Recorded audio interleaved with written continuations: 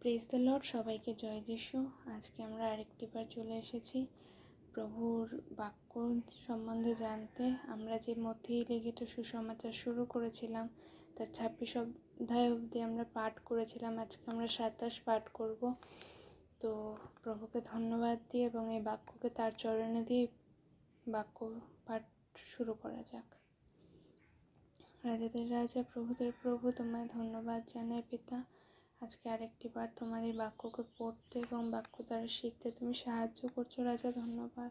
প্রভুকে শুধু আজকে আমি নয় পিতা গো, আর যারা যারা এই বাক্যকে শুনছে প্রভু এবং আমার সাথে সাথে পাঠ করছে পিতা গো, তুমি তাদেরও আশীষ দাও, তাদেরও বুঝতে শিখতে সাহায্য করো প্রভু গো। আগামী সময়কে তোমার হাতে দিয়ে প্রার্থনা যিশু রাজা তোমার নামে চাই, আমিন। তো আসুন আমরা 27 অধ্যায় তার 1 থেকে পাঠ শুরু করি। মথিলিখিত সুসমাচার তার 27 অধ্যায় 1 পদ। প্রভাত হইলে প্রধান যাজকেরা ও লোকদের প্রাচীনবর্গ সকলে যিশুকে বধ করিবার নিমিত্ত তাহার বিপক্ষে মন্ত্রণা করিল, আর তাহাকে বাঁধিয়া লইয়া গিয়া দেশাধ্যক্ষ পিলাতের নিকটে সমর্পণ করিল। তখন যিহুদা যে তাহাকে সমর্পণ করিয়াছিল, সে যখন বুঝিতে পারিল যে তাহার দণ্ডাজ্ঞা হইয়াছে, তখন অনুশোচনা করিয়া সে 30 রৌপ্যমুদ্রা প্রধান যাজক ও প্রাচীনবর্গের নিকটে ফিরাইয়া দিল, আর কহিল, নির্দোষের রক্তে সমর্পণ করিয়া আমি পাপ করিয়াছি। তাহারা বলিল, আমাদের কি, তুমি তাহা বুঝিবে। তখন সে ওই রৌপ্যমুদ্রা সকল মন্দিরের মধ্যে ফেলিয়া দিয়া চলিয়া গেল, গিয়া গলায় দড়ি দিয়া মরিল। পরে প্রধান যাজকেরা সেই সকল রৌপ্যমুদ্রা লইয়া, ইহা ভাণ্ডারে রাখা বিদেহ নয়, কারণ ইহা রক্তের মূল্য। পরে তাহারা মন্ত্রণা করিয়া বিদেশীদের কবর দেবার জন্য ওই টাকা কুম্ভকারের ক্ষেত্রে ক্রয় করিল। এই জন্য অদ্য পর্যন্ত সেই ক্ষেত্রকে রক্তক্ষেত্র বলে। তখন জিরোমীয় ভাববাদীর দ্বারা কথিত ওই বচন পূর্ণ হইল, আর তাহারা সেই 30 রৌপ্যমুদ্রা লইল, তাহার মূল্য, যাহা মূল্য নিরূপিত হইয়াছিল। ইসরায়েল সন্তানদের কতক লোক যাহার মূল্য নিরূপণ করিয়াছিল, তাহারা সেগুলি লইয়া কুম্ভকারের ক্ষেত্রের জন্য দিল, যেমন প্রভু আমার প্রতি আদেশ করিয়াছিলেন। ইতিমধ্যে যিশুকে দেশাধ্যক্ষেরা সম্মুখ দাঁড় করানো হইল। দেশাধ্যক্ষ তাহাকে জিজ্ঞাসা করিলেন, তুমি কি যিহুদীদের রাজা? যিশু তাহাকে কহিলেন, তুমিই বলিলে। 12। আর যখন প্রধান যাজকেরা ও প্রাচীনবর্গ তাহার উপরে দোষারোপ করিতেছিল, তিনি কিছুই উত্তর করিলেন না। 13। তখন পিলাত তাহাকে কহিলেন, তুমি কি শুনিতেছ না উহারা তোমার বিপক্ষে কত বিষয়ে সাক্ষ্য দিতেছে? তিনি তাহাকে এক কথায় উত্তর দিলেন না। ইহাতে দেশাধ্যক্ষ অতিশয় আশ্চর্য জ্ঞান করিলেন। আর দেশাধ্যক্ষর এই রীতি ছিল, পর্বের সময় যিনি জনসমূহের জন্য এমন একজন বন্দীকে মুক্ত করিতেন যাহাকে তাহারা চাহিত। সেই সময় তাহাদের একজন প্রসিদ্ধ বন্দী ছিল, তাহার নাম বারাব্বা। অতএব তাহারা একত্র হইলে পিলাত তাহাদিগকে কহিলেন, তোমাদের ইচ্ছা কি, আমি তোমাদের জন্য কাহাকে মুক্ত করিব, বারাব্বাকে না যিশুকে, যাহাকে খ্রিস্ট বলে? 18। কারণ তিনি জানিতেন তাহারা হিংসাবশত তাহাকে সমর্পণ করিয়াছিলেন। তিনি বিচারাসনে বসিয়া আছেন, এমন সময় তাহার স্ত্রী তাহাকে বলিয়া পাঠাইলেন, সেই ধার্মিকের প্রতি তুমি কিছুই করিও না, কারণ আমি আজ স্বপ্নে তাহার জন্য অনেক কষ্ট পাইয়াছি। আর প্রধান যাজকেরা ও প্রাচীনবর্গ লোকসমূহকে প্রবৃত্তি দিল, যেন তাহারা বারাব্বাকে চাহিয়া লয় ও যিশুকে সংহার করে। তখন দেশাধ্যক্ষ তাহাদিগকে কহিলেন, তোমাদের ইচ্ছা কি, সেই দুজনের মধ্যে কাহাকে ছাড়িয়া দেব? তাহারা কহিল, বারাব্বাকে। পিলাত তাহাদিগকে বলিলেন, তবে যীশু যাহাকে খ্রীষ্ট বলে তাহাকে কি করিব? তাহারা সকলে কহিল, উহাকে ক্রুশে দেওয়া হোক। তখন তিনি কহিলেন, কেন? সে কি অপরাধ করিয়াছে? কিন্তু তাহারা আরো চেঁচাইয়া উঠিল, বলিল, উহাকে ক্রুশে দেওয়া হোক। 24। পিলাত যখন দেখিলেন তাহার চেষ্টা বিফল এবং আরো গোলযোগ হইতেছে, তখন জল লইয়া লোকদের সাক্ষাতে হাত ধুইয়া কহিলেন, এই ধার্মিক ব্যক্তির রক্তপাতের সম্বন্ধে আমি নির্দোষ, তোমরাই তাহা বুঝিবে। তাহাতে সমস্ত লোক উত্তর কহিল, উহার রক্ত আমাদের উপরে ও আমাদের সন্তানদের উপরে পড়তুক। তখন তিনি তাহাদের জন্য বারাব্বাকে ছাড়িয়া দিলেন এবং যীশুকে কোড়া মারিয়া ক্রুশে দেবার জন্য সমর্পণ করিলেন। তখন দেশাধ্যক্ষের সেনাগণ যীশুকে রাজবাটিতে লইয়া গিয়া তাহার নিকটে সমুদয় সেনাদল একত্র করিল। আর তাহারা তাহার বস্ত্র খুলিয়া লইয়া তাহাকে একখানে লোহিত বস্ত্র পরিধান করাইল, আর কাটার মুকুট গাঁথিয়া তাহার মস্তকে দিল ও তাহার দক্ষিণ হস্তে এক কাচ নল দিল। আর পরে তাহার সম্মুখে জানু পাতিয়া তাহাকে বিদ্রূপ করিয়া বলিল, যিহুদীরাজ নমস্কার। আর তাহারা তাহার গাত্রে থুতু দিল ও সেই নল লইয়া তাহার মস্তকে আঘাত করিতে লাগিল।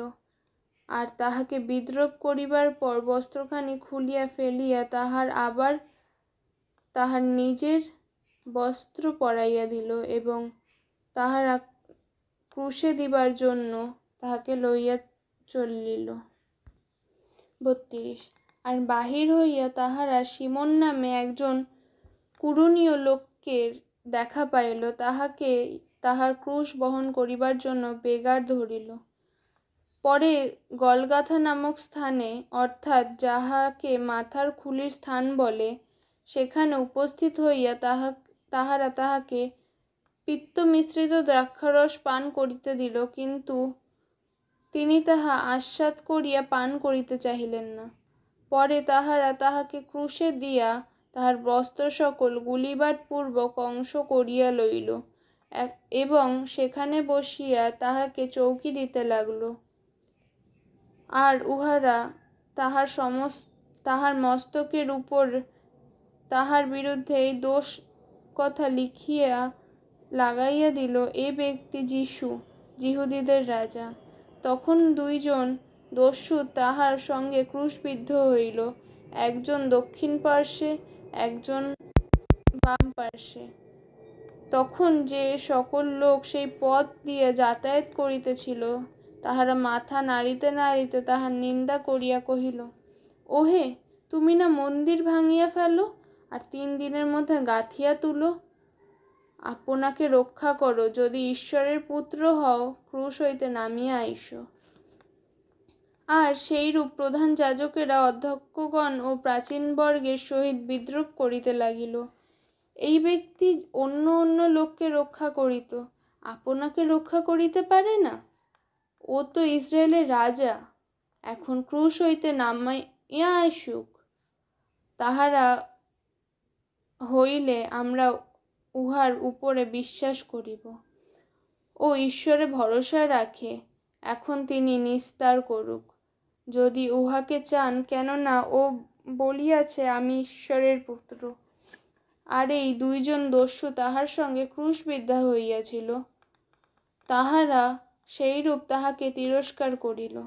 পরে বেলা 6 ঘটিকা হইতে 9 ঘটিকার পর্যন্ত সমুদয় দেশ অন্ধকারময় হয়ে রহিল। আর 9 ঘটিকার সময় যীশু উচ্চরবে চিৎকার করিয়া ডাকিয়া কহিলেন, এলি লামা সর্বক্তানি, অর্থাৎ, ঈশ্বর আমার, তুমি কেন আমায় পরিত্যাগ করিয়াছ? তাহাতে যাহারা সেখানে দাঁড়াইয়াছিল তাহাদের মধ্যে কেহ কেহ সেই কথা শুনিয়া কহিল, ওই ব্যক্তি এলিকে ডাকিতেছে। আর তাহাদের একজন অমনি দৌড়াইয়া গেল, একখান স্পঞ্জ লইয়া তাহাকে সিরকা ভরিল এবং একটা নলে লাগাইয়া তাহাকে পান করিতে দিল। কিন্তু অন্য সকলে কহিল, থাক দেখি এলি উহাকে রক্ষা করিতে আইসেন কিনা। পরে যীশু আবার উচ্চরবে চিৎকার করিয়া নিজ আত্মাকে সমর্পণ করিলেন। আর দেখো, মন্দির তিরস্কারণী উপর হইতে নিচ পর্যন্ত চিরিয়া দুইখান হইল। ভূমিকম্প হইল ও শৈল সকল বিদীর্ণ হইল এবং কবর সকল খুলিয়া গেল। আর অনেক নিদ্রাগত পবিত্র লোকেদের দেহ উত্থাপিত হইল এবং তাহার পুনরুত্থানের পর তাহারা কবরের বাহির হইতে পবিত্র নগরে প্রবেশ করিলেন আর অনেক লোককে দেখা দিলেন। শতপতি এবং যাহারা তাহার সঙ্গে যীশুকে চৌকি দিতেছিল তাহারা ভূমিকম্প ও যাহা যাহা ঘটিতেছিল দেখিয়া অতিশয় ভয় পাইয়া কহিল, সত্যি ইনি ঈশ্বরের পুত্র ছিলেন। আর সেখানে অনেক স্ত্রীলোক ছিলেন, দূর হইতে দেখিতেছিলেন, যাহারা যীশুর পরিচর্যা করিতে করিতে গালিলে হইতে তাহার পশ্চাৎ পশ্চাৎ আসিয়াছিলেন। তাহাদের মধ্যে মাগদলিনী মরিয়ম, যাকব ও যোসেফের মাতা মরিয়ম ও শিবদয়ের পুত্রের মাতা ছিলেন। পরে সন্ধ্যা হইলে অরিমাথিয়ার একজন ধনবান লোক আসিলেন, তাহার নাম যোসেফ। তিনি নিজের ও যীশুর শিষ্য হইয়াছিলেন। তিনি পিলাতের নিকট গিয়া যীশুর দেহ যাচনা করিলেন। তখন পিলাত তাহা দিতে আজ্ঞা করিলেন। তাহাতে যোসেফ দেহটি লইয়া পরিষ্কার চাদরে জড়াইলেন এবং আপনার নতুন কবরে রাখিলেন, যাহা তিনি শৈলে খুদিয়াছিলেন, আর কবরের দ্বারে একখান বড় পাথর গড়াইয়া দিয়া চলিয়া গেলেন। মগদলিনী মরিয়ম ও অন্য মরিয়ম সেখানে ছিলেন। তাহারা কবরের সম্মুখে বসিয়া রহিলেন। পরদিন অর্থাৎ আয়োজনের দিন, পরদিবস, প্রধান যাজকেরা ও ফরিসীরা পিলাতের নিকট একত্র হইয়া কহিল, মহাশয়, আমাদের মনে পড়িতেছে সেই প্রবঞ্চক জীবিত থাকিতে বলিয়াছিল, 3 দিনের পরে আমি উঠিব। অতএব 3য় দিবস পর্যন্ত তাহার কবর চৌকি দিতে আজ্ঞা করুন, পাছে তাহার শিষ্যরা আসিয়া তাহাকে চুরি করিয়া লইয়া যায় আর লোকদিগকে বলে, তিনি মৃতগণের মধ্য হইতে উঠিয়াছেন। তবে প্রথম ভ্রান্তি অপেক্ষা শেষ ভ্রান্তি আরও মন্দ হইবে। পিলাত তাহাদিগকে বলিলেন, তোমাদের নিকটে প্রহরীর দল আছে, তোমরা গিয়া যথাসাধ্য রক্ষা করো। তাহাতে তাহারা গিয়া প্রহরীর দলের সহিত সেই পাথরে মুদ্রাঙ্ক দিয়া কবর রক্ষা করিতে লাগিল। তো আমাদের 27 অধ্যায় এখানে শেষ হলো। প্রভুকে ধন্যবাদ দিই, প্রভু পুরোটা পড়তে সাহায্য করলেন। এখানে তিনি কিভাবে তাকে ধরা হয়েছিল আমরা 26 পদে দেখলাম। 27 পদে তাকে কিভাবে ক্রুশবিদ্ধ করা হলো, তিনি কিভাবে ঈশ্বরকে ডাকলেন, নিজের দেহকে ত্যাগ করলেন এবং কতটা আজ্ঞাবহ হয়েছিলেন প্রভুর, সেই বিষয়ে এখানে আমরা পাঠ করলাম। এবং এখানে আমরা তার পুরো মৃত্যুটা দেখতে পেলাম। পরের ভিডিওতে আমরা 28 অধ্যায় পাঠ করব, তার পুনরুত্থান এবং তারপর কি কি হয়েছিল সেই সম্পর্কে। তো প্রভুকে ধন্যবাদ জানাই, প্রভু এই অবধি পড়তে সাহায্য করলো। আগামী ভিডিও খুব তাড়াতাড়ি আসবে। প্রভুকে ধন্যবাদ দিই, প্রভু আজকে এই বাক্যকে পাঠ করতে সাহায্য করলো। তো আপনাদেরও ধন্যবাদ এখন অবধি ভিডিওটা দেখার জন্য। এবং এভাবেই আমরা নতুন নিয়ম পুরোটা পাঠ করে শেষ করতে চাই। তো আপনারাও সাথে থাকুন। প্রভুকে ধন্যবাদ, আপনাদেরও ধন্যবাদ। জয় যিশু।